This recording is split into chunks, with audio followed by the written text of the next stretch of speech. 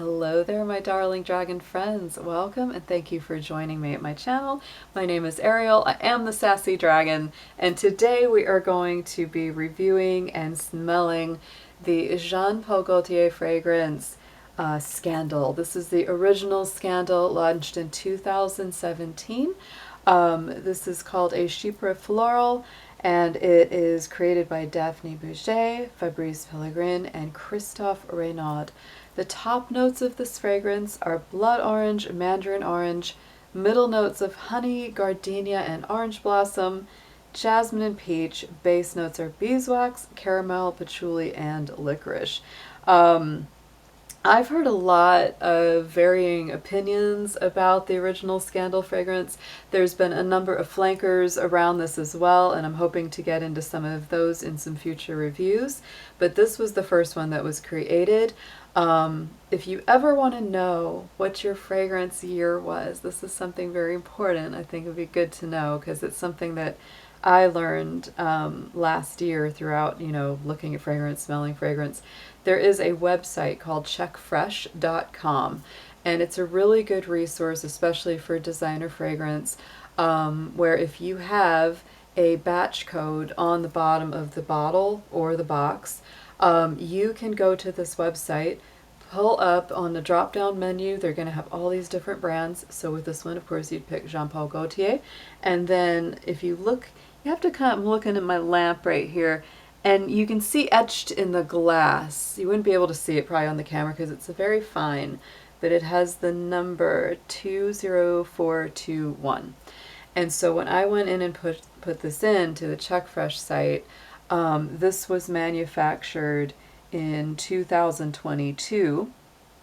I think it even got down to the number on this one for me. But anyway, it's a really great way to find out when your perfume was manufactured, because with reformulations and things like that, you can always be sure to know when something was made. So let's go ahead and get this smelled.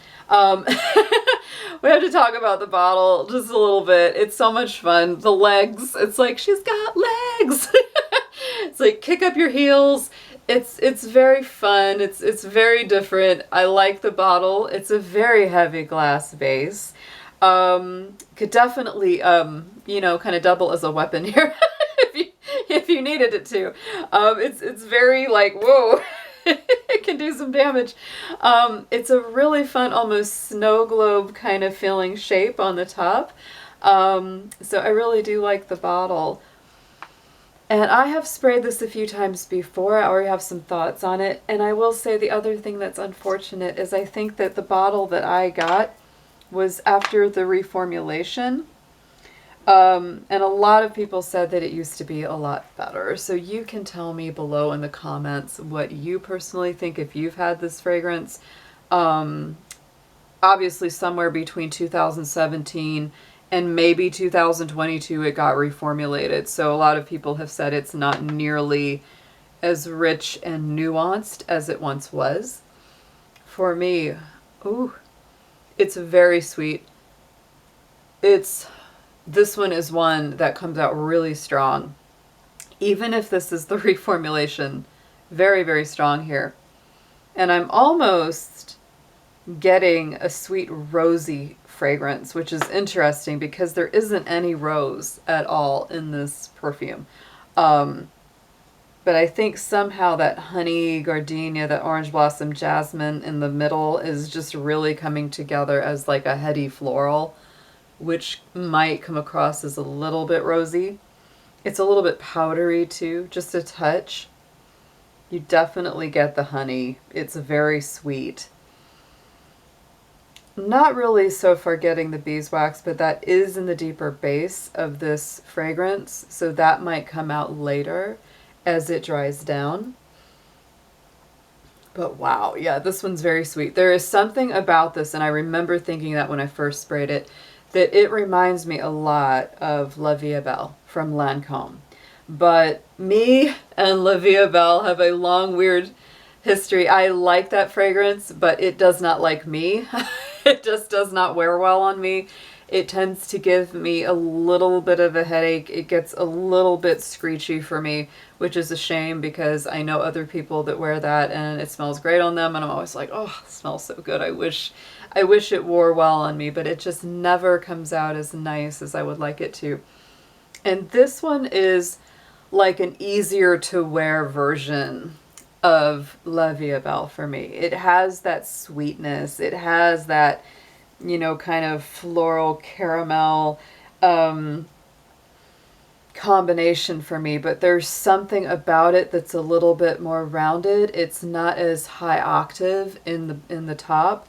The top notes on this are the blood orange and the mandarin orange, and you know, they honestly don't come out that strong. Like, I wouldn't smell this and go, wow, it smells like an orange at all. Like, it really just doesn't have that. But I will say that in the blend, it probably comes out as a little bit of added freshness so that it doesn't end up being quite as syrupy. Not that it's not sweet, guys. This is a sweet bomb for sure. If you like sweet over the top, I mean, look at the bottle. It is an over-the-top fragrance, absolutely. It feels like a going out perfume. This definitely doesn't feel like office or job interview safe. This one feels like a fun, loud, sweet, you know, energetic kind of party girl fragrance. It really does. And I think once it dries down, it's actually really, really nice. I would say that this is one I definitely like as an alternative to something like La Vie Est Belle. It wears better on me. I enjoy the blend of the notes. Even if this has been reformulated, I still think it's quite nice, at least from this year's formulation that I have it in. It does have some patchouli in the base, but I don't think very much, because it definitely does not give me any of the typical things I associate with patchouli. It doesn't give me any earthiness. It doesn't give me a whole lot of heaviness in the base. There's no musk. There's no, you know, woodsy notes that keep this really grounded. To me, this is a very, very strong, like, middle note kind of perfume, because it comes on strong with those heady florals. The jasmine, the orange blossom, the gardenia, all of that, you know, the peach is in there in the middle too,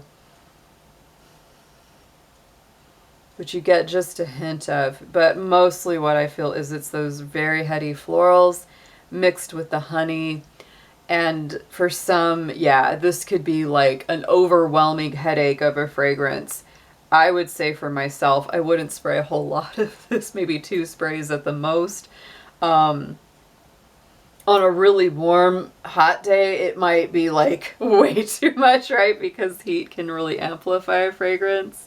But overall, I really do like the way this one smells, because it's very unabashed. It's very uninhibited. It feels like somebody that really would just kick up their heels and throw a wild party or go to a fun party. Doesn't care what anybody says about her. She's like, I'm gonna do my thing. That's how this fragrance feels to me. So if you love sweet fragrances with a lot of like nice, rich, sweet floral, with a little bit of freshness from the oranges, but yeah, that honey caramel beeswax combination. I'm just beginning to get a little hint of the beeswax, which is really interesting as this dries down a bit. Yeah, it is in there. Oh my goodness. Just a tiny touch of it. Not a whole lot. I love candles.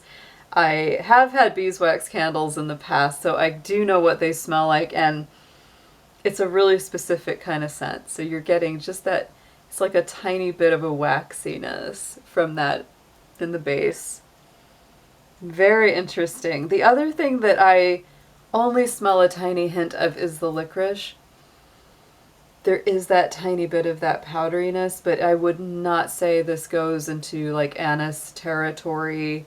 It's not like a real green or herbal licorice. It's a more sweet shop licorice, if at all, but it's very faint.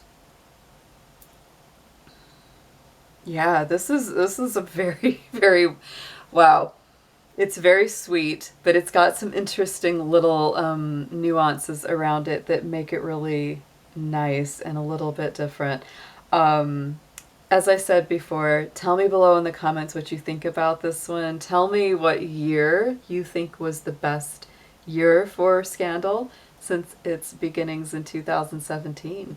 Very fun, very sweet, but definitely one if you love sweet fragrances. This is not a very vanillic fragrance. That's an interesting one about this. In spite of it being so sweet, it doesn't have the vanilla. It does not have that foodie smell to it, which I think also makes it a welcome change, because a lot of things that have vanilla end up being, you know, a very specific kind of gourmand, and usually they feel a little bit edible.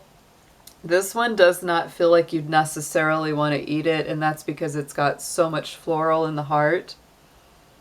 Even though it does have, you know, foodie notes like honey and peach and all that, caramel.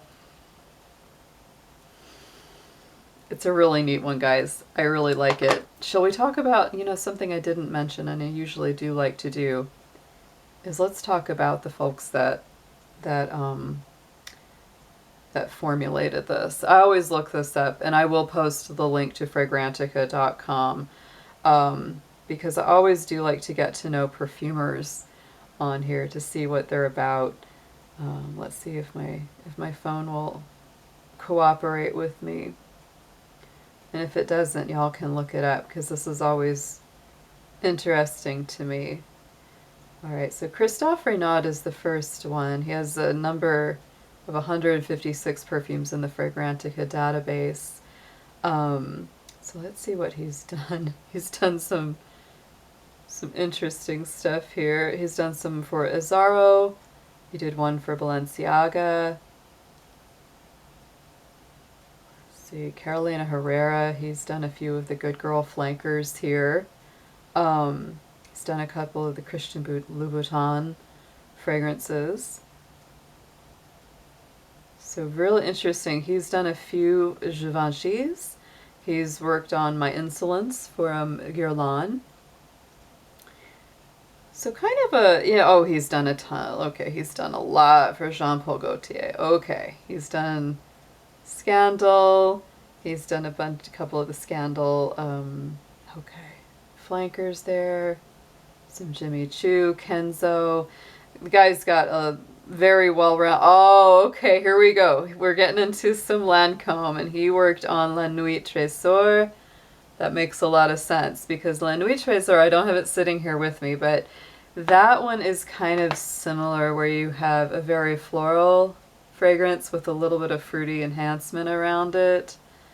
It's gourmand without being a foodie gourmand. Ah, he's one of the ones that worked on Aura by Mugler, which I love, which is one of my weird perfume loves. So anyway, he's got quite a lot of different groups he's worked for. But I like the vibe. It's interesting. So Daphne Bouget, I hope maybe I'm saying that correctly. She is the second perfumer on this fragrance. Byblos, Christian Louboutin. She's done some for Coty. Dolce & Gabbana. She worked on both the K and Q, the King and Queen by Dolce & Gabbana. Yeah, there's quite a list on all of these. And she has done, oh yeah, she's worked on Scandal, Scandal by Night, Scandal Gold, Scandal et Parfum, So Scandal. Okay, she's done a whole bunch, so they're gonna pop up again in my next Scandal reviews, it looks like. And she also worked on Aura by Mugler. Very interesting. This is why I always like looking at these. But yeah, check them out always for yourself. You'll have a good time, you know, getting to know different perfumers, because it really will tell you a lot about, you know, where the perfume came from, what other fragrances a person has worked on. and it really gives you an idea of other things that you may like in the future when you get to know kind of what they've worked on before. So very, very fun, guys. I'm going to cut this off here for now, and I will be making a separate video talking about my next one. I've got So Scandal here, so join me for the next one, guys. Good to see you again. Take care.